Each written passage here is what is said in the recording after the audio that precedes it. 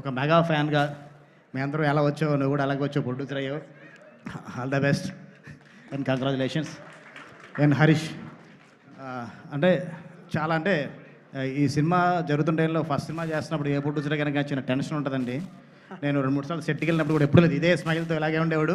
ఒక 2-3 డేస్ మా సెట్కి వచ్చాడు, అప్పుడు కూడా ఇదే స్మైల్గా అలాగే ఉండి సినిమాని ఫుల్ క్వాలిటీగా తీసుకొచ్చారు.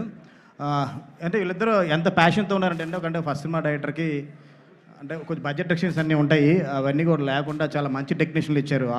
మన ప్రొడక్షన్ డిజైనర్ బ్రహ్మకట్లి గారిని, డిఓపి మణికందన్ గారిని, మ్యూజిక్ రతన్ గారిని, ఇలాంటి టెక్నీషియన్స్ ఇవ్వడం మామూలు విషయం కాదు. మంచి టెక్నీషియన్స్తో ఒక మంచి అవుట్పుట్ తీసుకొచ్చారు.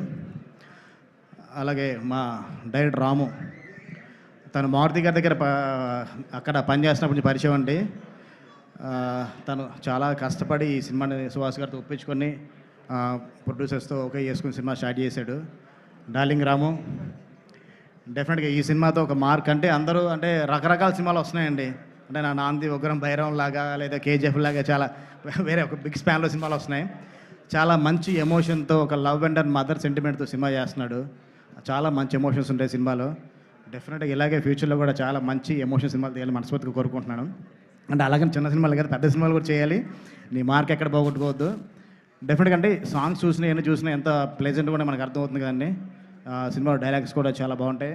ఆల్ ది బెస్ట్ రాము. ఈ సినిమాతో మాతో పాటు నెక్స్ట్ సినిమాలు కూడా గెస్ట్గా వచ్చే స్టేజ్కి రావాలని మనస్ఫూర్తిగా కోరుకుంటున్నాను.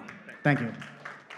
అండ్ క్యాస్ట్ అండ్ క్రూ అందరికండి, టెక్నీషియన్స్ అందరికీ ఈ సినిమాకి ఎడిటర్గా కొత్త అబ్బాయి పరిచయం అవుతున్నారని తెలిసింది. తను కూడా ఆల్ ది బెస్ట్ చెప్తున్నాను. అంత మంచి టెక్నీషియన్స్తో ఒక కొత్త అబ్బాయిని సెలెక్ట్ చేసుకోవడం చాలా ఆనందమైన విషయం అది. తర్వాత హీరోయిన్ తను జో సినిమా చూసినప్పుడు తన పర్ఫార్మెన్స్కి స్పెల్ బౌండ్ అయిపోయానండి. ఒక మంచి లవ్ స్టోరీ చేస్తే కనుక డెఫినెట్గా ఈ అమ్మాయి నేను హీరోయిన్గా తీసుకుందాం అనుకునేవాడిని. నాకన్నా ముందు ఒక మంచి లవ్ స్టోరీ రాశాడు రాము, ఈ అమ్మాయి తెలుగు పరిచయం చేస్తున్నాడు. చాలా మంచి పర్ఫార్మర్ అండి అమ్మాయి. All the best. అండ్ ఫైనల్గా సుహాస్ బ్రదర్,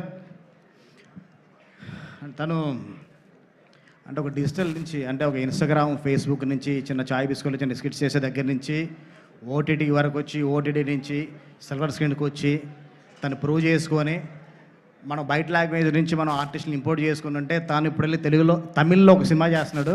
అక్కడ వరకు ఎదిగాడు. ఇంకా ఇక్కడి నుంచి ఇంకా నువ్వు చాలా ఎదగాలని కోరుకుంటున్నావు. తను చూస్తూ ఉంటే చాలా న్యాచురల్గా ఉంటుంది పర్ఫార్మెన్స్. అంటే ఒక కార్తీక్ గారిని చూసినప్పుడు, విజయ్ సేతుపతి గారిని చూసినప్పుడు, ఒక నాని గారిని చూసినప్పుడు అంటే ఎంత న్యాచురల్గా అనిపిస్తుంది పర్ఫార్మెన్స్. తను కూడా అసలు ఎక్కడ యాక్ట్ చేసి అనిపించదు, తన క్యారెక్టర్ కనపడుద్ది. డెఫినెట్గా అంటే తమిళకి వెళ్ళి అక్కడి నుంచి